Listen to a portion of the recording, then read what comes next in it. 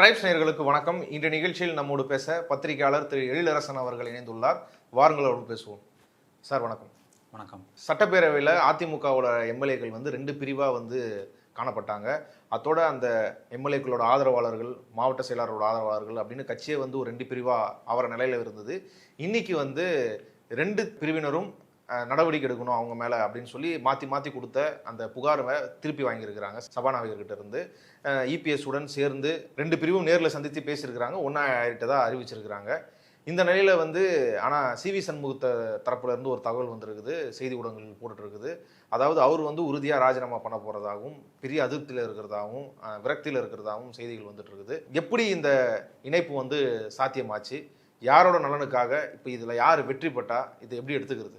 இந்த இணைப்பு அதிமுகவோட இரண்டு பிரிவுகள் இணைஞ்சதில் வெற்றி அப்படின்னு பார்த்தா எடப்பாடியோட கை தான் ஓங்கியிருக்கு அப்படின்னு நம்மளால் சொல்ல முடியும். ஆனால் யாருக்கு தோல்வி அப்படின்னு கேட்டால் ஆதவ அர்ஜுனாவுடைய முயற்சி அது தோல்வி அடைஞ்சிருக்கு அப்படின்னு சொல்லலாம். ஆனால் ஆதவ அர்ஜுனாவை நம்பி ஒரு 4 எம்எல்ஏக்கள் அவங்களுடைய பதவியை ரிசைன் பண்ணியிருக்காங்க. அவங்களுடைய எதிர்காலம் கேள்விக்குறியாயிருக்கு அப்படின்னு சொல்லலாம். ஏன் அவங்களுக்கு இடைத்தேர்தலில் வாய்ப்பு கொடுப்பாங்களா தாவேகா? இல்லை, அவங்களுக்கு வாய்ப்பு கொடுத்தாலும் கூட மற்ற எதிர்கட்சிகள்லாம் ஒன்று சேர்ந்து பொது வேட்பாளரை நிறுத்தணும் அப்படின்ற கோரிக்கையை பாட்டாளி மக்கள் கட்சியினுடைய தலைவர் அன்புமணி ராமதாஸ் முன் வச்சிருக்காரு. இன்னைக்கு ஒரு பேட்டியில் ரொம்ப கோவப்பட்டு ஓட்டு போட்ட மக்கள்லாம் முட்டாளா, உங்களுக்காக நாங்கள் கஷ்டப்பட்டு கூட்டணியில் வேலை பார்த்து ஜெயிக்க வைப்போம், நீங்க பட்டியே ரிசைன் பண்ணிட்டு போயிடுவீங்களா அப்படின்னு சொல்லி ரொம்ப கோவப்பட்டு பேசியிருக்காரு. மதுராந்தத்துக்குள்ள நுழையவே முடியாது, எப்படி நுழைறீங்க? ஆமா, குறிப்பிட்ட ரிசைன் பண்ண அந்த எம்எல்ஏக்கள் தொகுதிக்குள்ளே நுழைய முடியாது அப்படின்னு சொல்லி குறிப்பாக மதுராந்தகம் எம்எல்ஏவை அவர் சொல்லியிருக்காரு. இப்போ ஒருவேளை நீங்க சொல்ற மாதிரி சிவி சண்முகம் அவரும் ரிசைன் பண்றார் அப்படின்னா பாட்டாளி மக்கள் கட்சியோடைய கூட்டணி துணை இல்லாமல் அவரால் வெற்றி பெற முடியுமா அப்படின்னு விழுப்புரம் மாவட்டத்திலேயே பாட்டாளி மக்கள் கட்சிக்கு கூட்டணிக்கு ஒரு வலு உண்டு. அந்த பலம் இல்லாமல் அவரால் வெற்றி பெற முடியுமா அப்படின்றது சந்தேகம்தான். அதனால சிவி சண்முகம் ரிசைன் பண்ற மாதிரி இருந்திருந்தால் இந்நேரம் ரிசைன் பண்ணிருக்கலாம். ஆனால் அவருக்குள்ளார ஒரு குழப்பம் இருக்கு, ஊசலாட்டம் இருக்கு, அது தெரியுது. ஆனால் இப்போ மற்றவங்க வின் பண்ணணும், இப்போ மதுராந்தகம் மாதிரியான தொகுதியை வின் பண்ணணும் அப்படின்னா பாட்டாளி மக்கள் கட்சியோடைய உதவி அவங்களுக்கு தேவைப்படும். மீதி மேற்கு மாவட்டத்தில் இருக்கிறவங்களும் கூட அதிமுக வலுவாக இருக்கக்கூடிய தொகுதிகள். அதனால் அங்கெல்லாம் கூட அவங்களுடைய வெற்றி அவ்வளோ எளிதாக நடக்கும் அப்படின்னு சொல்ல முடியாது. அதனால தான் இந்த ரிசைன் பண்ண 4 எம்எல்ஏக்களுடைய எதிர்காலம் கேள்விக்குரிய தான். ஏன்னா அவங்க தேர்தலை சந்தித்து தான் வெற்றி பெறணும். இது ஒரு பக்கம். இன்னொரு பக்கம் இன்னைக்கு ஹிந்துவில் ஒரு ஆர்டிக்கிள் வந்திருக்கு. அதில் கடந்த ஏற்கனவே உச்சநீதிமன்றம் கொடுத்த தீர்ப்பை மேற்கோள் காட்டி ஒரு இது எழுதியிருக்காங்க, ஒரு கட்டுரை எழுதியிருக்காங்க. அதில் என்ன சொல்கிறாங்க அப்படின்னா, இந்த மாதிரி ரிசைன் பண்ணுறது இருக்கு இல்லைங்களா, ஏற்கனவே கர்நாடகாவில் இப்படி ஒரு முயற்சி நடந்திருக்கு, இப்படி ஒரு சம்பவம் நடந்திருக்கு. மதச்சார்பற்ற ஜனதாதளம் அந்த கட்சிக்கு காங்கிரஸ் 2 பேரும் சேர்ந்து ஒரு கூட்டணி அரசு அமைக்கிறாங்க. அப்போ அங்கே இருக்கிற காங்கிரஸ் எம்எல்ஏக்கள் சில பேர் காங்கிரஸோடைய முடிவுக்கு ஒத்து வராமல் இதே மாதிரி இப்போ எப்படி அதிமுகவில் எப்படி ரிபலாக பண்ணுறாங்களோ, எதிர்ப்பாக பண்ணுறாங்களோ, அதே மாதிரி அங்கே அப்போ பண்ணியிருக்காங்க. அந்த எம்எல்ஏக்கள் அவர் மேலே நடவடிக்கை எடுக்கணும் அப்படின்னு சொல்லி டிஸ்குவாலிஃபிகேஷனுக்காக போகும்போது அவங்க ரிசைன் பண்ணுறாங்க, பதவியை இப்போ இவங்க பண்ண மாதிரி ராஜினாமா பண்ணுறாங்க. அந்த ராஜினாமா கடிதத்தை அங்கே இருந்த ஸ்பீக்கர் அதை அக்செப்ட் பண்ணிக்கல, அதை நிராகரிச்சுட்டு அவங்கள டிஸ்குவாலிஃபை பண்ணுறாங்க. அப்படி ஒரு சம்பவம் அங்கே நடந்த. ராஜினாமாக்கும் இப்போ டிஸ்குவாலிஃபை பண்ணால் அது என்ன வித்தியாசம்? ஆமாம், டிஸ்குவாலிஃபை பண்ணும்போது அங்கே இருக்கிற ஸ்பீக்கர் என்ன சொன்னாங்க அப்படின்னா, அந்த டேர்ம் முடிகிற வரைக்கும் அவங்க எந்த பதவிக்கும் வரக்கூடாது, எந்த அரசு இந்த எம்எல்ஏ திருப்பி கண்டெஸ்ட் பண்ணுறதுன்னு கிடையாது, திருப்பி ஒரு அரசு பதவிக்கு வேற ஏதாவது வாரிய தலைவர் அது மாதிரி எல்லாம் வரலாம் இல்லைங்களா, அந்த மாதிரியும் வரக்கூடாது அப்படின்னு சொல்லிட்டு அங்கே ஒரு உத்தரவு அது மாதிரி வந்துச்சு. அந்த கோர்ட்டு தீர்ப்பும் கூட அதை மேற்கோள் காட்டி எழுதியிருக்காங்க. அதனால அப்படி ஒரு, அதாவது டிஸ்குவாலிஃபை அப்படின்றது சட்டப்படி நீங்கள் தவறு எழுத்துட்டீங்க, அதனால உங்களுக்கு டிஸ்குவாலிஃபிகேஷன், பதவி நீக்கம். ராஜினாமா அப்படின்றது நீங்களே முன் உங்களுடைய பதவியை ராஜினாமா பண்ணிட்டீங்க அப்படின்றது. அதனால ரெண்டுக்கும் வித்தியாசம் இருக்கு. அங்க என்ன நடந்துச்சு அப்படின்னா, ரிசைக்னேஷனை அக்செப்ட் பண்ணிக்காம டிஸ்குவாலிஃபை பண்ணாங்க அப்படின்றத எடுத்து காட்டியிருக்காங்க. ஸோ தமிழ்நாட்டில் என்ன இருக்கு அப்படின்னா, டிஸ்குவாலிஃபிகேஷன் கேட்டு கொடுத்த மனுவை எடப்பாடி தரப்பு வாபஸ் வாங்கிடுச்சு அப்படின்ற தகவல் வந்திருக்கு. நாங்கள் எல்லாரும் ஒன்று தான், எடப்பாடியை சட்டமன்ற கட்சி தலைவராக அங்கீகரிக்கணும் அப்படின்னு சொல்லிட்டு, அக்ரி கிருஷ்ணமூர்த்தியை கொறடாவா அங்கீகரிக்கணும்னு சொல்லிட்டு புது கடிதம் எல்லா எம்எல்ஏக்களும் சேர்ந்து கொடுத்துருக்காங்க அப்படின்ற தகவல் வந்திருக்கு. அதனால நாளைக்கு அதை முடிவை அறிவிக்கிறதா சபாநாயகர் சொல்லியிருக்காரு. அதனால அது ஒரு பக்கம். இதுதான் வந்து சட்ட ரீதியா இப்போ சபாநாயகர் வந்து 2 ஆப்ஷனே அவர் எடுத்துக்கலாம், ரெண்டுமே வந்து சரின்னு எடுத்துக்கலாமா இல்ல இப்ப நம்ம சபாநாயகருக்கு இருக்கிற ஆப்ஷன் வந்து அந்த டிஸ்குவாலிஃபிகேஷன். எனக்கு தெரிஞ்சு சபாநாயகரே அவருக்கு உள்ள இருக்கிற மனுக்களை அவரே முடிவெடுக்கலாம் அப்படின்னும் பொழுது இவங்க அதை திரும்ப பெற்றுட்டாங்க, அவங்கள தகுதி நீக்கம் பண்ணணும் அப்படின்றத திரும்ப பெற்றுட்டாங்க அப்படின்னா அதுக்கான வாய்ப்பு குறைவா இருக்கிற மாதிரி தான். யாராவது நீதிமன்றம் போனாலும் ஒழிய இதுக்கான வாய்ப்பு குறைவா இருக்கிற மாதிரி தான் நான் நினைக்கிறேன். அதனால அவங்களுடைய இந்த புதிய கடிதத்தை நாங்கள் எல்லாரும் சேர்ந்து இந்த சட்டமன்ற கட்சி தலைவராக எடப்பாடியை தான் ஏற்றுக்கிறோம் அப்படின்ற கடிதத்தை ஏற்றுக்கொள்வதற்கான வாய்ப்பு இருக்கு அப்படின்னு நான் நினைக்கிறேன். அதுக்கு முக்கியமான காரணம் அவங்க போய் ஒன்று சேர்ந்த எம்எல்ஏக்கள்ல லீமா ரோஸ், லால்குடி எம்எல்ஏ லீமா ரோஸ் கூட்டத்திலேயே அவங்க தான் எடப்பாடி, ஆமா, ஆதவ அர்ஜுனாவுடைய மாமியார் அவங்க இருக்காங்க. டிஸ்குவாலிஃபை பண்ணணும் அப்படின்னு சபாநாயகர் முடிவு எடுத்தார் அப்படின்னா லீமா ரோஸோடைய பதவியும் சேர்ந்து போயிடும். லீமா ரோஸ் அவங்க வந்து ரொம்ப கஷ்டப்பட்டுனா என்னென்னலாம் பண்ணாங்கன்னு லோக்கலில் இருக்கவங்கலாம் நீங்கள் நிறைய செய்திகளில் வந்துச்சு, நீங்கள் பார்த்துருப்பீங்க. அதனால் அப்படி ஒரு கஷ்டப்பட்டு ஜெயிச்ச பதவியை திருப்பி ரிசைன் பண்ணிவிட்டு அவங்க நிற்கிறதுக்கு தயாராக இருப்பாங்களா அப்படின்னு தோணல. அந்த ஒரு காரணத்துக்காக வச்சு பார்த்தால் கூட அந்த தகுதி நீக்கம் அப்படின்றது நடக்கிறதுக்கான வாய்ப்பு குறைவு. அதனால இன்னைக்கு கடிதம் கொடுத்தவர்கள் எம்எல்ஏக்களாக தொடர்வதற்கு வாய்ப்பு இருக்கு. ஏற்கனவே ரிசைன் பண்ணவங்க 4 பேர் அவங்க தான் இப்போ திருப்பி போட்டி போட்டு எம்எல்ஏவாக வரணும். ஆனால் அதுக்கும் வந்து இப்போ எதிர்கட்சிகள்லாம் சேர்ந்து ஒன்றாக முடிவெடுத்து ஒரு பொது வேட்பாளரை நிறுத்துறோம் அப்படின்னு முடிவெடுத்துட்டாங்க அப்படின்னா அந்த நிலைமை ரொம்ப ரொம்ப கஷ்டம். இதில் இன்னொரு விஷயம் நம்ம பார்க்க வேண்டியது வேலுமணி தரப்பு, சிவி சண்முகம் தரப்பு, இவங்க எல்லாருமே வந்து எதுக்காக விஜய்க்கு ஓட்டு போட்டாங்க, தாவேக அரசு நிலைக்கணும்னு ஓட்டு போட்டாங்க அப்படின்னா அப்போ வைத்த குற்றச்சாட்டு பதவி கொடுக்கப்படும் அப்படின்றது. அந்த பதவி கொடுப்பதற்கு எதிராக பயங்கரமா எல்லாருமே பேசிட்டாங்க. இப்போ கூட்டணியில் சேர்ந்திருக்கக்கூடிய தலைவர்களே அவங்க வந்தாங்கன்னா நாங்கள் ஏற்றுக்க முடியாதுன்னு பேசிட்டாங்க. அவர்கள் மீது ஊழல் குற்றச்சாட்டுகள்லாம் இருக்கு, அதில் இருக்கக்கூடிய முன்னாள் அமைச்சர்கள் மீது அப்படின்ற புகார்கள்லாம் இடையில வந்துருச்சு. அதனால இதெல்லாம வச்சு பார்க்கும்போது அவங்களுக்கு கொடுத்தா நம்முடைய அந்த கிளீன் பாலிடிக்ஸ் அப்படின்னு பேசுற அந்த இமேஜ் வந்து போயிடும். அதனால அவங்கள வெளியில் நிறுத்திடலாம் அப்படின்னு முடிவு எடுத்துட்டு சரி மற்றவங்களாம் நம்மளுக்கு வந்துட்டாங்களே அவங்கள வச்சு நம்ம ஆட்சி அமைக்கப்போம், அதில் இருக்கக்கூடிய இந்த குற்றச்சாட்டுக்கு உள்ளானவர்களை தவிர மீதி இருக்கக்கூடிய எம்எல்ஏக்கள்லாம் நம்ம உடச்சி எடுத்துட்டு வந்து நம்ம கட்சியில சேர்த்துடலாம். இப்போ ரிசைன் பண்ணிட்டு, ஆனா அது கூட முழுசா நடக்கலன்னு நினைக்கிறேன். இன்னொரு 5 பேர் முயற்சியில ஈடுபட்டாங்க. அந்த முயற்சியில வந்து முந்தா நாள் தான் ஆதவ அர்ஜுனா ஈடுபட்டாரு, செய்திகள்லாம் வெளியே வந்துச்சு. இன்னைக்கு வந்து எல்லாருமே போயிட்டு இணைஞ்சிட்டாங்க. அதுல என்ன முக்கியமான விஷயம் அப்படின்னா ஆதவ அர்ஜுனாவுடைய பேச்சு. இசைக்கு சுப்பையா அப்படின்னு சொல்லி 4வது எம்எல்ஏ போய் சேர்ந்தாரு. அதுக்கு முன்னாடி 3 எம்எல்ஏ சேரும் போது பனையூர்ல ஆதவ அர்ஜுனா ஒரு பேட்டி கொடுத்தாரு. அந்த பேட்டியில கிளியரா என்ன சொல்றாரு அப்படின்னா அதிமுகன்ற கட்சி இருக்கக்கூடாது, அதுதான் அவருடைய அந்த பேட்டியுடைய ஒட்டுமொத்தமான சாரம்ன்றது. ஆமா, முழு இதுவே நோக்கமே அதிமுகவை தாவேகாவோடு இணைக்கணும், எல்லா அதிமுக தொண்டர்களும் என் கூட வாங்க, தாவேகா தான் புதிய அதிமுக, ஆமா தாவேகா தான் புதிய அதிமுக அப்படின்ற வார்த்தையவே ஸ்டேட்மெண்ட்டே அவர் சொன்னாரு. இப்போ இதெல்லாம் பார்க்கும்போது இவர்களுக்குள்ளார ஒரு கலக்கம் வந்திருக்கும். நம்ம அதிமுகவே இவங்க ஒட்டுமொத்தமாக கபலீகரம் பண்ண பார்க்குறாரு, நமக்கு பதவி கொடுக்குறேன், நம்ம தான் அதிமுக, உங்களுக்கு தேவையான எம்எல்ஏக்களை கொண்டு வந்து கொடுத்துருவோம், உருவாக்கிடுவோம் அப்படின்ற ப்ராமிஸ் பண்ணிட்டு, ஆனால் இங்கே வந்து எடப்பாடிகிட்டேருந்து எம்எல்ஏக்களை கொண்டு வர முடியாமல் 2/3 வந்துருந்துச்சுன்னா இவங்க அதிமுகவாக இருப்பாங்க சட்டமன்ற கட்சியா.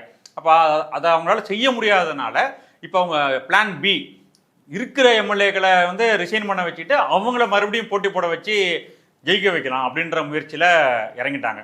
இதெல்லாம் பார்க்கும்போது அதிமுகன்ற கட்சியவே இவங்க இல்லாம போக செய்யணும் அப்படின்னு ஆதவ அர்ஜுனா நினைக்கிறாரு அப்படின்ற அந்த எண்ணமும் அந்த பேட்டையும் கூட இந்த இணைப்புக்கு ஒரு முக்கிய காரணமா இருக்கும் அப்படின்னு நான் நினைக்கிறேன். ஆதவ அர்ஜுனாவோட இல்ல மற்ற யார் பேசினாங்களோ அந்த வாக்குறுதிகளை நம்பி, அதாவது 5 வருஷம் ஏற்கனவே வந்து அதிமுக ஆட்சியில் இல்லை, ஓகே இப்போ நம்மளுக்கு அதிகாரத்தில் வந்து பங்கு கிடைச்சதுன்னா அமைச்சர் பதவிகளோ வேறு ஏதோ பதவி கிடைச்சதுன்னா நம்ம கட்சியை மாவட்டங்களில் தக்க வைக்க முடியும் அப்படின்ற ஒரு கனவோட 25 எம்எல்ஏக்கள் வந்து சட்டமன்றத்தில் எடப்பாடி உத்தரவை மீறி, கொறடா உத்தரவை மீறி எடப்பாடி பழனிசாமியை பகச்சிக்கிட்டு வந்து அந்த முடிவை அறிவிச்சாங்க.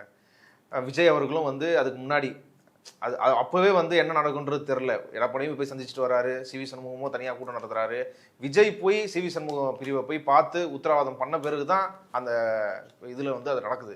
அப்படி நடந்த பிறகு இப்போ இன்னைக்கு இவங்களெல்லாம் கைவிட்டு யார் கட்சிக்குள்ள அந்த கட்சியிலேருந்து புண்ணிக்கு எடுத்துகிட்டு வர முடியுமோ அதை மட்டும் எடுத்துகிட்டு வந்து இவங்களெல்லாம் விட்டதுன்றது ஆதிவர்ஜா பண்ணது ஒரு பச்சை துரோகம் முதல் கொடுத்துன்னு அப்படின்னு எடுத்துக்கலாமா? இல்லை, இப்போ இந்த அவர் கொடுத்த ப்ராமிஸ் அதை வந்து யார் கொடுத்த ப்ராமிஸாக இருந்தாலும் சரி 2/3 நான் கொண்டு வந்துடுவேன் அப்படின்னு சொல்லிட்டு சிவி சண்முகம் ஆதவ அர்ஜுனாவுக்கு ப்ராமிஸ் பண்ணாரா, இல்லை 2/3 எம்எல்ஏக்களை எப்படியாவது தேர்த்திடலாம் அப்படின்னு சொல்லிட்டு ஆதவ அர்ஜுனா சிவி சண்முகத்துக்கு ப்ராமிஸ் பண்ணாரான்றது தெரியாது. ஆனால் 2/3 எம்எல்ஏக்களை அவங்களால தேர்த்த முடியல, ஒன்று சேர்க்க முடியல. எடப்பாடி கிட்ட அவங்களுக்கு 22 எம்எல்ஏக்கள் அவங்கள்ட்ட இருந்துட்டாங்க. அதனால அந்த மிஷன் வந்து ஃபெயிலியர் ஆயிடுச்சு.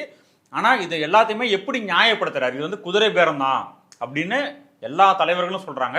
இப்போ கூட்டணி கட்சியில் இருக்கக்கூடிய தலைவர்கள் என்ன சொல்றாங்க அப்படின்னா, இப்படி செய்வதை ஏற்றுக்கொள்ள முடியாது, ஜனநாயகத்தையே கேலி குத்தாக்குற விஷயம் இது அப்படின்னு திருமாவளவன் சொல்லியிருக்காரு. கூட்டணி கட்சியில் இருக்க கம்யூனிஸ்டுகள் சொல்லியிருக்காங்க. எல்லாருமே கண்டிக்கிறாங்க இந்த விஷயங்களை. அப்போ இது வந்து ஒரு தவறான விஷயம் நடந்துகிட்டு இருக்கு அப்படின்றத வெளியே இருக்கவங்களை விட்டுருங்க, கூட கூட்டணி அரசு அமைச்சிருக்காங்கல்ல அவங்களே சொல்றாங்க இது தவறான விஷயம் அப்படின்னு சொல்லிட்டு. ஆனா எல்லாத்தையும் செய்துட்டு ஆதவ அர்ஜுனா எதை சொல்லி இதை நியாயப்படுத்த பார்க்குறாரு அப்படின்னா, ஒரே ஒரு பாயிண்ட் தான் அவருக்கு. திமுகவும் அதிமுகவும் கூட்டணி வைக்க பார்த்துட்டாங்க, அதனால 4 எம்எல்ஏக்கள் வெளியே வந்துட்டாங்க.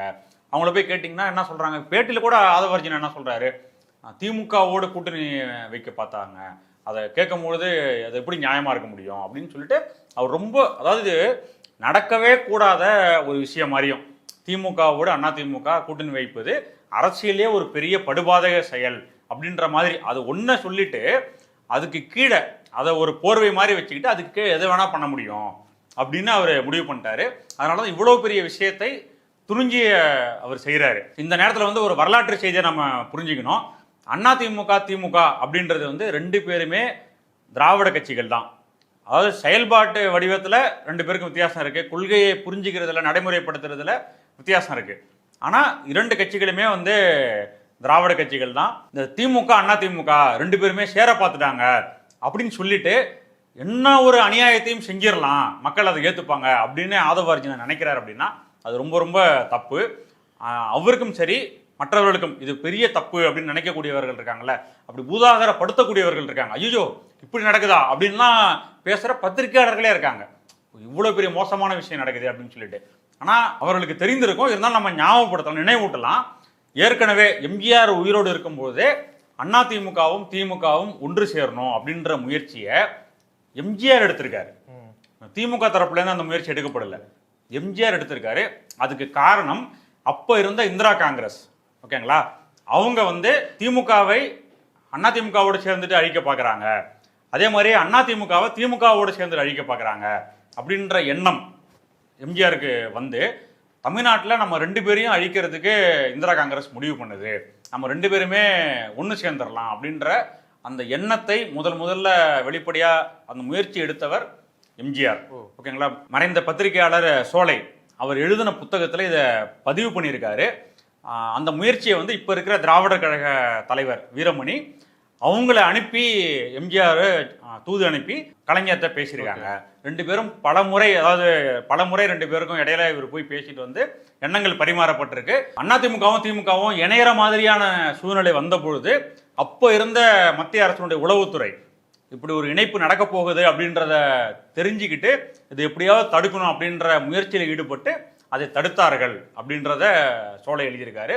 இந்த முயற்சி மட்டும் கிடையாது, இதுக்கு பிறகு பிஜு பட்நாயக், இப்போ நவீன் பட்நாயக் இருக்கார்ல, ஒடிசாவுடைய முன்னாள் முதலமைச்சர், அவருடைய அப்பா பிஜு பட்நாயக், அவர் ஒரு முயற்சி எடுத்து அவர் வந்து இங்கே கலைஞரை சந்திச்சு தமிழ்நாட்டுக்கு வந்து கலைஞரை சந்திச்சு பேசி திமுகவும் அதிமுகவும் ஒன்று சேரணும் அப்படின்றது அப்போவும் அது வந்து எம்ஜிஆருக்கு உகந்த, எம்ஜிஆருக்கு தயாராக இருந்த விஷயம், ஓகேங்களா. எம்ஜிஆரும் கலைஞரும் சேப்பாக்கத்தில் இருக்க கெஸ்ட் ஹவுஸ் அங்கே வந்து 2 பேரும் சந்திச்சு பேசியிருக்காங்க. பிஜு பட்நாயக்குடைய முன்னிலையில் 2 கட்சியினுடைய மூத்த தலைவர்கள்லாம் இருந்து அவங்க 2 பேரும் சந்திச்சு பேசினாங்க. 2 பேரும் தனியாக போயிட்டு தனி அறையில் கலைஞரும் எம்ஜிஆரும் கட்சியோட இணைப்பை பற்றி பேசியிருக்காங்க. இது எல்லாமே பதிவாயிருக்கு பத்திரிகைகளில், ஓகேங்களா.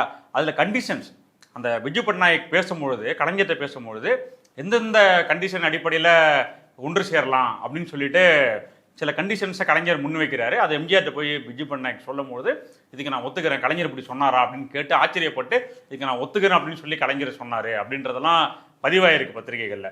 அந்த கண்டிஷன்ஸ்ல என்னன்னா அப்படின்னா, கட்சி இணைந்த பிறகு திமுகவும் அதிமுகவும், நான் சொல்றது வந்து இப்போ கூட்டணி பத்தி பேசிட்டு இருக்காங்க, நான் வந்து கட்சியே மெர்ஜ் பண்றதை பத்தி பேசிட்டு இருக்கேன். அப்படி ஒரு முயற்சி எம்ஜிஆரே நடத்தியிருக்காரு. 2 கண்டிஷன்ஸ் சொல்றேன். அந்த கட்சி ரெண்டும் இணைந்த பிறகு கட்சியினுடைய பெயர் திமுக, திராவிட முன்னேற்ற கழகம் என்றே தொடர வேண்டும். ஏன்னா இது வந்து அண்ணா உருவாக்கின கட்சி, அந்த பெயர்லயே தொடரணும். கட்சியினுடைய கொடியில் நீங்க அண்ணா போட்டிருக்கீங்க, அதிமுகல கட்சியினுடைய கொடியாக அண்ணா படம் பொறிக்கப்பட்ட அதிமுகவோட கொடியவே பயன்படுத்திக்கலாம் அப்படின்னு கலைஞர் சொல்லியிருக்காரு. அதற்கு பிறகு நாங்கள் இணைந்த பிறகு எங்களுடைய சட்டமன்ற உறுப்பினர்களுக்கு அமைச்சர் பதவியை நாங்கள் கேட்க மாட்டோம், நீங்களே இப்போ இருக்கிற அமைச்சரவையே தொடரலாம், அதே போல் முதலமைச்சர் பதவியிலையும் எம்ஜிஆரே தொடரலாம் அவ்வளவும் சொல்லிட்டு, அதற்கு பிறகு கட்சியினுடைய பொறுப்பு அதை மட்டும் நம்ம பின்னாடி கட்சியினுடைய கூடி நம்ம முடிவு பண்ணிக்கலாம், யார் பொதுச் செயலாளர், யார் பொருளாளர், தலைவர்ன்றதெல்லாம் பிறகு முடிவு பண்ணிக்கலாம் அப்படின்னு சொல்லிட்டு இந்த கண்டிஷன்ஸ்லாம் போட்டு இதன் அடிப்படையில் 2 பேரும் சந்தித்து பேசியிருக்கிறாங்க. இதெல்லாம் ரொம்ப முன்னாடி கிடையாது, 1979 ஓகேங்களா, 80 இவ்வளவு தூரத்துக்கு அந்த முயற்சி நடந்துகிட்டு இருந்திருக்கு. ஆனால் அந்த முயற்சி சில காரணங்களால் இதே மாதிரி பல பேருடைய நோக்கம், தீய நோக்கத்தின் காரணமாக அதெல்லாம் நிறைவேறாமல் போயிடுச்சு. 2 கட்சிகளும் பிரிஞ்ச மாதிரியே வந்துருச்சு. ஆனால் எம்ஜிஆர் கட்சி ஆரம்பித்த பிறகு பல ஆண்டுகள் கழித்து, உடனே கூட கிடையாது, பல ஆண்டுகள் கழித்து இணைப்பு முயற்சிக்கு எம்ஜிஆரே முயற்சி பண்ணியிருக்காரு. தேர்தலில் வென்ற பிறகு எம்ஜிஆர் தேர்தல் ஜெயிச்சிட்டாரு. ஆமா, எம்ஜிஆர் முதலமைச்சராகவே ஆயிட்டாரு. முதலமைச்சர் ஆயிட்ட பிறகு 2 கட்சியும் இணையணும் அப்படின்னு அவர் விருப்பப்பட்டிருக்காரு. இதெல்லாம் தமிழ்நாட்டில் நடந்திருக்கு. அதனால திமுகவும் அதிமுகவும் கூட்டணி வைப்பதா, இது பெரிய அரசியல் படுபாதக செயல் இல்லையா அப்படின்னு அவ்வளவு பதட்டப்படக்கூடிய அளவுக்கு இதுலலாம் எதுவும் பெரிய விஷயம் கிடையாது. ஒரு விஷயம் வேணா சொல்லலாம், என்டிஏ கூட்டணியிலிருந்து அதிமுக வெளியே வந்த பிறகு திமுகவும் அதிமுகவும் கூட்டணி வைக்கணும் அப்படின்னு வேணா சொல்லலாம். அங்க இருக்கும் போதே போய் திமுக கூட்டணி வைப்பதா அப்படின்னு வேணா கேட்கலாமே தவிர, இந்த 2 கட்சிகளும் சேருவது ஒரு பெரிய மோசமான விஷயம் அப்படின்னு சொல்றதுல எந்த விதமான நியாயமும் அந்த 2 கட்சியினுடைய வரலாற்றை பொறுத்தவரை கிடையாது. அதான் அப்போ ஏற்கனவே சொன்னீங்க, அது அப்போ இருந்த இந்திரா காந்தி அவங்களோட உளவு பிரிவு அதை சொல்லி தடுத்துருச்சுன்னு. இப்போ தகவல் சொல்லப்படுறது என்னன்னா, அப்படி பேச்சுவார்த்தைகள் நடத்தும் போது ராகுல் காந்தி அப்படி கம்யூனிஸ்ட் கட்சிகளுக்கோ, குறிப்பாக கம்யூனிஸ்ட் கட்சிகளுக்கு அவங்க தேசிய தலைவர் மூலியமா, இந்த பக்கம் பேபி, அந்த பக்கம் ராஜா, இவங்க மூலியமாலாம் பேசி சீக்கிரம் முடிவெடுங்க தாவேக்காக ஆதரவான்ற மாரி அழுத்தம் கொடுக்கப்பட்டதாகவும் சொல்லப்படுது. இந்த ஆதரவை தாண்டி இப்போ எடுக்கக்கூடிய நிலைப்பாடுகள் எல்லாம் கூட, உதாரணத்துக்கு இது குதிரை பேரம் இல்லைன்றதை இவங்க ஆர்கியூ பண்ணுறாங்க. இப்போ பெருமளவில் இந்தியாவில் குதிரை பேரத்தால் பாதிக்கப்பட்டது, பாஜக நடத்துகிற குதிரை பேரத்தால் பாதிக்கப்பட்டது காங்கிரஸ் தான். கோவா இருக்கட்டும், இல்லை கர்நாடகாவாக இருக்கட்டும், இந்த எல்லா இடங்கள்லையும் வந்து பாதிக்கப்பட்டது காங்கிரஸ் தான். அப்போலாம் அது ஒரு ஜனநாயக படுகொலை ஆபரேஷன். அதுதான் இவங்க கரூர் எம்பி ஜோதிமணி அவங்களே அவங்களுடைய அறிக்கையில் நேற்று குதிரை பேரத்தை ஆதரிப்பதாக இருந்தால் நம்ம தான் ரொம்ப பாதிக்கப்பட்டிருக்கோம் அதை அப்படின்னு சொல்லி நேற்று அறிக்கையில் சொல்லி. ஓகே அதான் அந்த மாதிரி இருக்கிற நிலைமையில இன்னைக்கு அதெல்லாம் ஒரு விஷயமே இல்லைன்ற மாரி பேசிட்டு இருக்கிறாங்க. அது மட்டும் இல்லாமல் விஜய் இப்போ மேகதாது அணை சம்பந்தமா அவர் மோடிக்கு எழுதின கடிதமாக இருக்கட்டும், இதெல்லாம் ஒரு பெரிய புரட்சிகர நடவடிக்கை மாரி மாணிக்கம் தாக்கூர் வந்து போட்டிருக்காரு. பாருங்க, சிஎம் போட்டாரு, உதயநிதி என்ன பண்றாரு, இன்னும் சிஎம் அவர் கடுமையா எதிர்க்கிறாருன்றதை காட்டாரு அப்படின்ற மாரி இவங்க இதை உருட்டிட்டு இருக்கிறாங்க. இந்த காங்கிரஸோட இந்த நிலைப்பாடுகள்லாம் இப்போ எப்படி பாக்குறீங்க? இன்னைக்கு நடந்த ஒரு முக்கியமான விஷயம், கேரளால முன்னாள் முதலமைச்சர் பினராயி விஜயனுடைய வீட்டில் அவருடைய சம்பந்தப்பட்ட இடங்கள்ல இடி ரைடு. அந்த இடி ரைடை கண்டிச்சு இன்னைக்கு முன்னாள் முதலமைச்சர் மு.க. ஸ்டாலின் திமுக தலைவர் கடுமையான கண்டனத்தை சொல்லியிருக்காரு.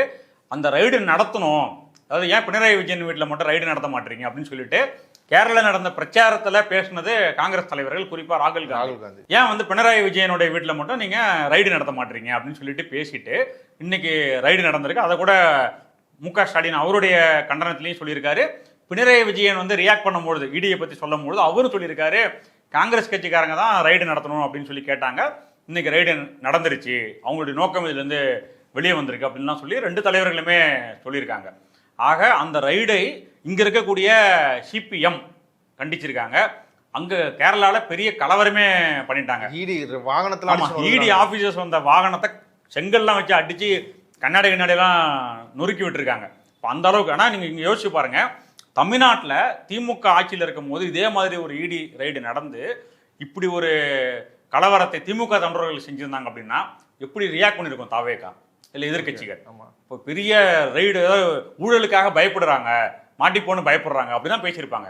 ஆனால் கேரளாவில் நடந்ததை இங்கே வந்து புரட்சிகர சம்பவம் மாதிரி நம்ம இப்போ பேசிக்கிட்டு இருக்கோம். அதை கார் அடித்து உடைச்சிருக்காங்க அப்படின்னு சொல்லிட்டு திமுக அப்படி செஞ்சிருந்தா இவங்க எப்படி அதை இதே போல கார் எடுத்து காரை உடைச்சிருந்தாங்க அப்படின்னு வச்சிங்களேன், எந்த அளவுக்கு திமுக மேலே ஒரு கடுமையான விமர்சனம் ஆயிருக்கும். ஆனால் அங்கே அதை செஞ்சுருக்காங்க, அது ஒன்றும் நமக்கு பிரச்சனை கிடையாது, அது அவங்க மாநிலத்தில் நடந்திருக்கு.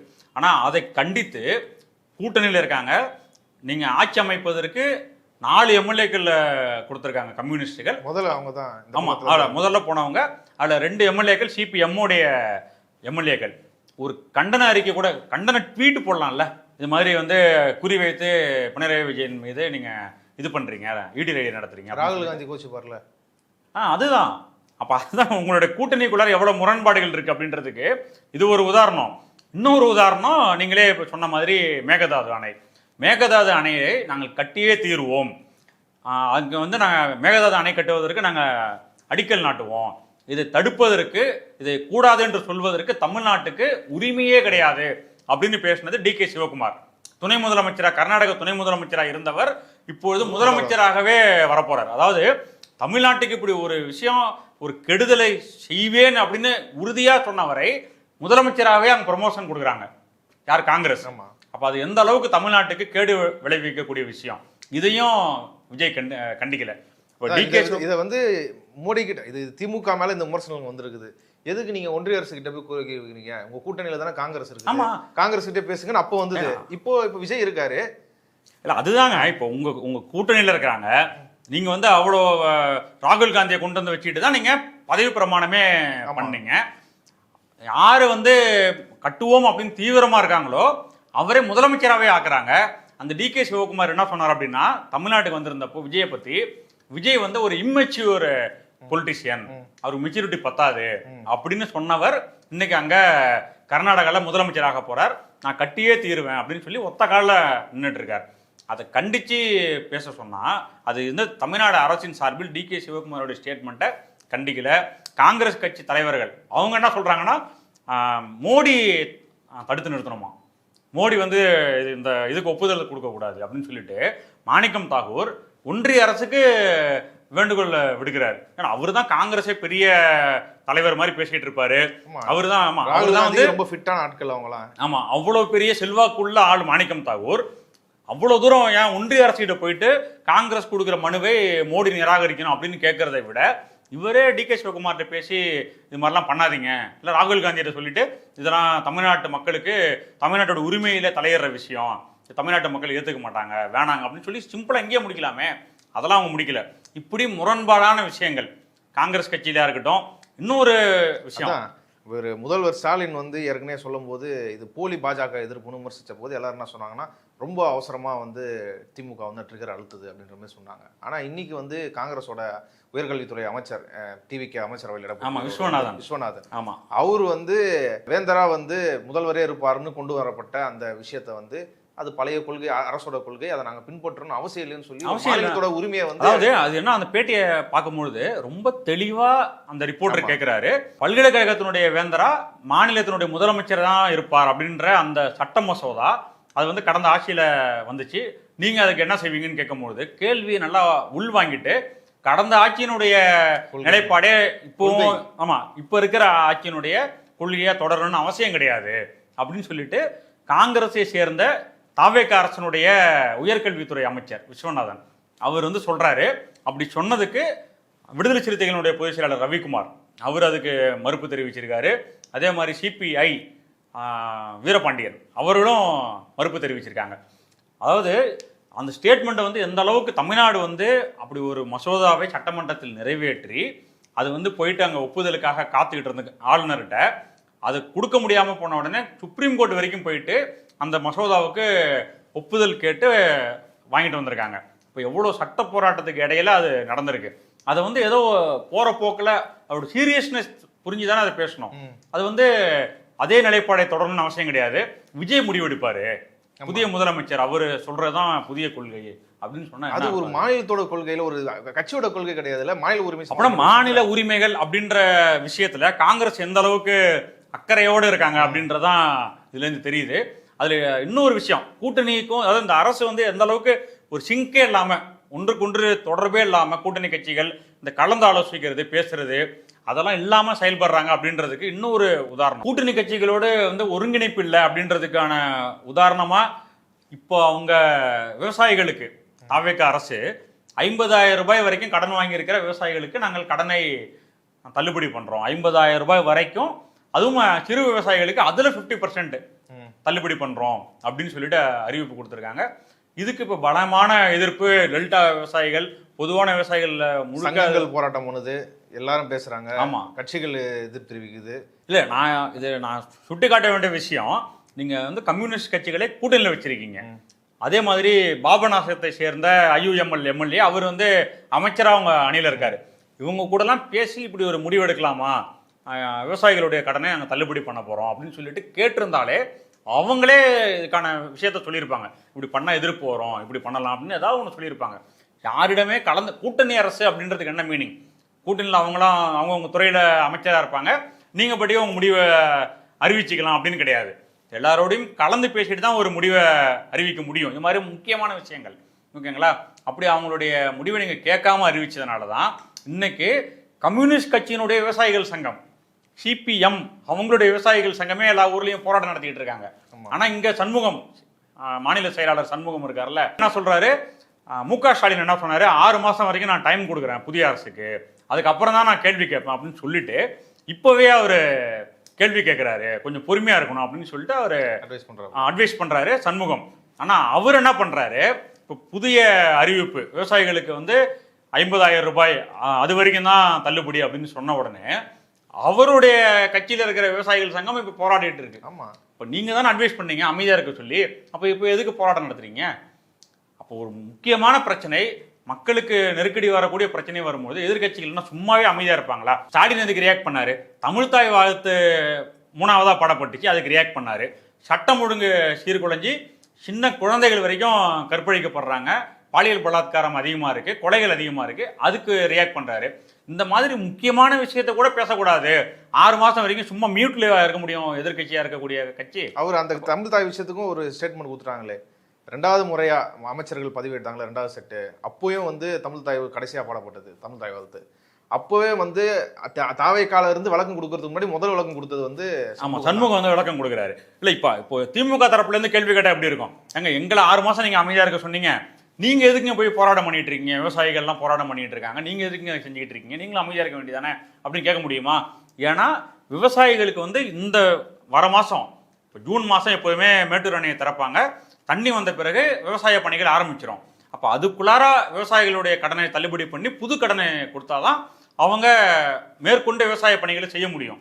அப்போ நாள் குறைவா இருக்கும் பொழுது நீங்க இப்படி முறை தவறி, அதாவது நீங்கள் கொடுத்த வாக்குறுதியை மீறி அதை கடைபிடிக்காமல் நீங்க செஞ்சிருக்கீங்க. நீங்க என்ன சொன்னீங்க, 5 ஏக்கர் வரை இருப்பவர்களுக்கு முழு கடன் தள்ளுபடி, முழுமையா கடனை தள்ளுபடி பண்றவன்னு தாவேக அரசு சொன்னிச்சு. ஆனா அது இல்லாம 50,000 ரூபாய், 20,000 ரூபாய், 10,000 ரூபாய், 5,000 ரூபாய்லாம் ஸ்லாப்ல போட்டிருக்காங்க. அதெல்லாம் சங்கங்கள் திட்டுறாங்க. எந்த அறிவாளி கிட்ட கேட்டு சிஎம் வந்து இந்த கிரைட்டீரியா வச்சான்னு தெரியல, ஏக்கர் கணக்குல தான் கொடுக்க முடியும், பணம் கணக்குல எங்கன்னா கொடுக்க முடியுமா, அது சொன்ன அறிவாளி யாருன்னு சொல்லுங்கன்னு கேக்குறாங்க. ஆமா, அப்படி கேக்குறாங்க. இப்படி இதை செஞ்சுட்டா அவங்க வந்து எப்படி மீண்டும் கடனை வாங்கி திருப்பி விவசாயம் பண்ணும்போது எவ்வளவு கஷ்டம் அவங்களுக்கு. அப்போ நீங்க மக்களை ஏமாற்றி நீங்க வாக்கு வாங்கியிருக்கீங்க. குறிப்பா டெல்டால தஞ்சாவூர்ல ஒரு எம்எல்ஏ ஜெயிச்சிருக்காரு, ஓகேங்களா உங்களுக்கு. அப்போ இப்படி மக்களை ஏமாற்றி குறிப்பா விவசாயிகளுக்கு ஒரு பொய்யான வாக்குறுதியை கொடுத்து நீங்க வாக்கு வாங்கியிருக்கீங்க. அப்படிங்கும்பொழுது எதிர்கட்சியாக இருக்கிற கட்சி வந்து அதை சுட்டி காட்ட தான் செய்யும். ஆனா அதையுமே செய்யக்கூடாது, அமைதியா இருக்கணும் அப்படின்னு சொல்றது வந்து எந்த வகையிலும் நியாயம் கிடையாது. அதை சண்முகம் சொன்னது தப்பு அப்படின்னு சொல்லிட்டு அவருடைய கட்சி நிர்வாகிகள் நடத்துற போராட்டமே இன்னைக்கு காட்டிக்கிட்டு இருக்கு. அதே மாதிரி சிஎம் விஜய் அவர்கள் வந்து பதவியேற்ற பின்பு முதல் முறையா வந்து பிரதமரையும் நிதியமைச்சர் நிர்மலா சீதாராமனையும் சந்திச்சிருக்கிறாரு. தமிழ்நாட்டுக்கான பல கோரிக்கைகளை அவங்க கிட்ட முன் வச்சிருக்கிறாரு. ஒரு ஃபார்மலான சந்திப்பு, அதே சமயம் தமிழ்நாட்டு கோரிக்கைகளை முன் வச்சிருக்கிறாரு. இதனால என்ன விளைவு கிடைக்கும்? இல்லை, இவங்க வந்து எப்பொழுதுமே ஒரு புதிய முதலமைச்சர் பொறுப்பேற்றின பிறகு ஒரு அஃபிஷியல் விசிட் டெல்லிக்கு போயிட்டு பிரைம் மினிஸ்டரையும் மற்ற அமைச்சர்களையும் துறை ரீதியான கோரிக்கைகள்லாம் கொடுத்து சந்திச்சுட்டு வர்றது வழக்கம். அந்த அடிப்படையில் விஜய் போயிருக்காரு. ஆனால் இப்போ என்ன விமர்சனம் அப்படின்னா, முதலமைச்சர் விஜயும் நரேந்திர மோடியும் 2 பேரும் சந்திச்சதே வந்து 10 நிமிஷம் தான், இல்லை 1/4 மணி நேரத்துக்கு உள்ளதான், மொத்தமாகவே 15 மினிட்ஸ் தான் அப்படின்ற மாதிரியான செய்திகள்லாம் வந்துட்டு இருக்கு. ஆனால் இன்னொரு பக்கத்தில் கேரளாவுடைய நேற்று அவர் போய் சந்திச்சிருக்காரு. கேரளாவுடைய புதிய முதலமைச்சர் சதீஷன் மோடியை போய் சந்திச்சிருக்காரு. அவங்களுடைய சந்திப்பு 20 நிமிஷத்துக்கு மேலே போயிருக்கு, நம்முடைய சந்திப்பு 10 நிமிஷம் தான் இருந்துச்சு அப்படின்ற விமர்சனங்கள்லாம் சமூக ஊடகங்கள்ல வந்துகிட்டு இருக்கு. ஆனால் சதீசனுடைய அவர் கொடுத்துருக்க மனு வந்து டீட்டெயிலாக என்னென்ன கோரிக்கைகள்லாம் எங்களுக்கு வேணும் அப்படின்னு சொல்லிட்டு அவர் வெளியில் பத்திரிகையாளர்கள்ட்டே சந்தித்து பேட்டி கொடுத்துருக்காரு. அது இல்லாமல் நிறைய பத்திரிகைகளில் ரிப்போர்ட் ஆகிருக்கு. ஆனால் விஜய் வந்து என்ன கொடுக்குறாரு அப்படின்றத அரசு செய்தி குறிப்பாக வந்திருக்கு. அவர் ஒன்றும் பத்திரிகையாளர்லாம் சந்தித்து இது கேட்டேன் அப்படின்லாம் அவர் சொல்லலை. இதான் முதல் முறையாக டெல்லிக்கு போயிட்டு நம்முடைய முதலமைச்சர் வந்து பத்திரிகையாளர்களை சந்திக்காமல் என்ன சொன்னோம் அப்படின்னு சொல்லிட்டு சொல்லாமல் வர்றது இப்போ தான். அப்போது பத்திரிகையாளர்களுக்கு வரக்கூடிய செய்தி வந்து செய்தி குறிப்பு மூலயமா தான் வந்திருக்கு. அதில் என்ன சொல்லியிருக்காரு அப்படின்னா, தமிழ்த்தாய் வாழ்த்தை வந்து பாடுவதற்கு அனுமதிக்க வேண்டும். ஆமாம், அதாவது அது எப்படி பாடுவது, ஏற்கனவே நாங்கள் பாடிக்கிட்டு இருந்தோம், இப்போ வந்து அது 2வதா 3வதா பாடப்படுது. இப்போ அது எப்படி பாடுவது அப்படின்றது ஒரு தெளிவுரை ஹோம் மினிஸ்ட்ரியிலேருந்து, உள்துறை அமைச்சகத்திலேருந்து கொடுக்கணும் அப்படின்னு சொல்லிட்டு கேட்டிருக்காரு. அதுக்கு வந்து முன்னாள் சபாநாயகர் அப்பாவு அவர் கடுமையாக ரியாக்ட் பண்ணியிருக்காரு. இதெல்லாம் தமிழ்நாடு அரசு தமிழ்நாட்டு எல்லைக்குள்ளார நம்ம என்ன பாட்டு பாடணும், நம்மளுடைய நிகழ்ச்சியில் நம்ம என்ன பண்ணணும் அப்படின்றத நாமளே முடிவு பண்ணிக்கலாம். இதை போய் நீங்கள் மோடிகிட்ட போயிட்டு இல்லை ஒன்றிய அரசிட்ட போயிட்டு எங்கள் ஊரில் தமிழ்த்தாய் வாழ்த்து பாடுறதுக்கு நீங்கள் ஒரு தெளிவுரை கொடுங்க அப்படின்னு சொல்லி கேட்குறதெல்லாம் வந்து நம்முடைய உரிமையை அங்கே போய் அடக வைக்கிற மாதிரி, நம்முடைய உரிமையை நம்ம தான் எடுத்துக்கணும்.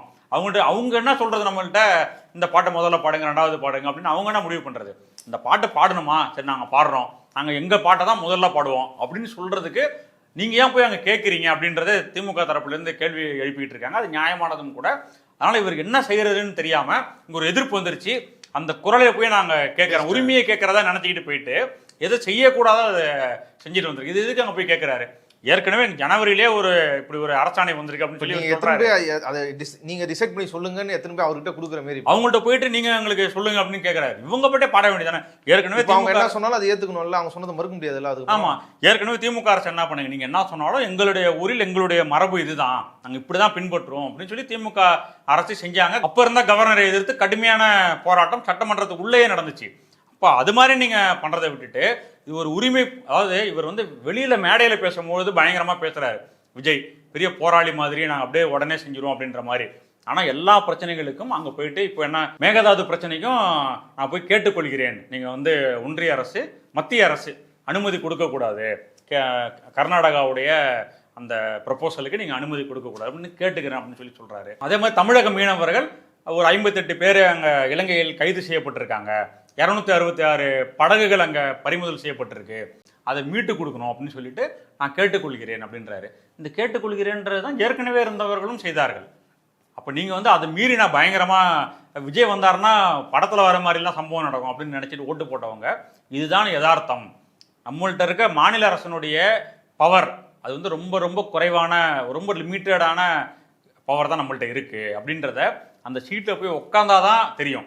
என்ன பவர் நமக்கு இருக்கோ, எதை இதெல்லாம் செய்ய முடியுமோ அந்த அதிகாரத்துக்கு உட்பட்டு தான் செயல்பட முடியும். அதனால் அந்த அடிப்படையில் தான் இப்போ போயிட்டு நாங்கள் கேட்டுக்கொள்கிறேன் அப்படின்னு சொல்லி இப்போ பெட்டிஷன் கொடுத்துட்டு வந்திருக்காரு. அதனால் என்ன நடக்குதுன்னு பார்ப்போம். அதே மாதிரி நிர்மலா சீதாராமன்ட்டையும் போயிட்டு பொது எல்லா மனுவுமே வந்து ஜென்ரலாக இருக்குது.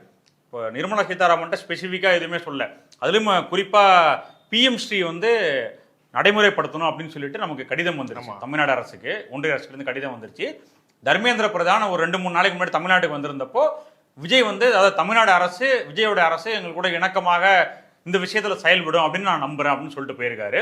இப்போ பிஎம் ஸ்ரீ ரொம்ப ரொம்ப முக்கியமான விஷயம், தமிழ்நாட்டினுடைய கல்வி சம்மந்தப்பட்டது. அந்த பிஎம் ஸ்ரீ விஷயத்தை பற்றி பிரதமர்கிட்ட கொடுத்த மனுவில் ஒரு வார்த்தை கூட மென்ஷனே இல்லை. அதில் நிர்மலா சீதாராமன் கொடுத்த ஒரு வரி இருக்கு, தமிழ்நாடு விரைவாக வளர்ச்சி பெற்று வரும் மாநிலம் அப்படின்னு சொல்லிட்டு விஜய் சொல்லியிருக்காரு. அதுதான் முன்னாடி திமுக சொன்னிச்சு, தமிழ்நாடு வந்து விரைவாக வளர்ச்சி பெற்று வரும் மாநிலம், அந்த வளர்ச்சியை ஊக்குவிக்கிற வகையில் இன்ஃப்ராஸ்ட்ரக்சர் ப்ராஜெக்ட்ஸ், அந்த மாதிரி உள்கட்டுமான பணிகளுக்கு, உள்கட்டமைப்பு பணிகளுக்கு கூடுதல் முக்கியத்துவம் கொடுங்க, நிதி கொடுங்க, ரயில்வேக்கு, போர்ட்டுக்கு, நெடுஞ்சாலைக்கு எல்லாம் கூடுதல் நிதி ஒதுக்குங்கன்னு சொல்லிட்டு ஒரு கோரிக்கையும். அதே மாதிரி ஏற்கனவே மதுரைக்கும் கோயம்புத்தூருக்கும் மெட்ரோ ரயில் ப்ராஜெக்ட்ஸை ரிஜெக்ட் பண்ணிட்டாங்க. தமிழ்நாட்டில் இருந்து போனதை போதிய மக்கள் தொகை கிடையாது அப்படின்னு சொல்லி காரணம் காட்டி பாஜக அரசு அதை ரிஜெக்ட் பண்ணிட்டாங்க. அப்போ அதை எதிர்த்து தமிழ்நாட்டில் பெரிய போராட்டம், அப்போ இருந்த திமுக கூட்டணி கட்சிகள் எல்லாருமே சேர்ந்து போராட்டம் பண்ணாங்க. மதுரையிலையும் கோயம்புத்தூர்லையும் கூட போராட்டம் நடந்துச்சு. அப்போ விஜய் வந்து அதை பற்றி பேசவே இல்லை, போராட்டம் நடத்தலை, எதுவுமே பண்ணல.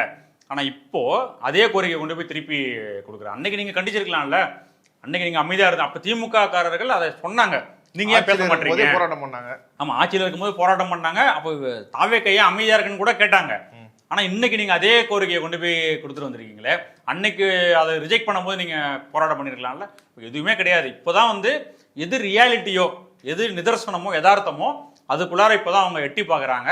அதனால தான் இந்த மாதிரியான பெட்டிஷன்ஸ்லாம் கொண்டு போய் கொடுத்துட்டு வழமையாக செய்யக்கூடிய அந்த சம்பிரதாயத்தை விஜய் செஞ்சுட்டு வந்திருக்காரு. இவ்வளோ நேரம் பல்வேறு விஷயங்கள் குறித்து உங்கள் கருத்துக்களை பகிர்ந்து கொண்டதுக்கு நன்றி.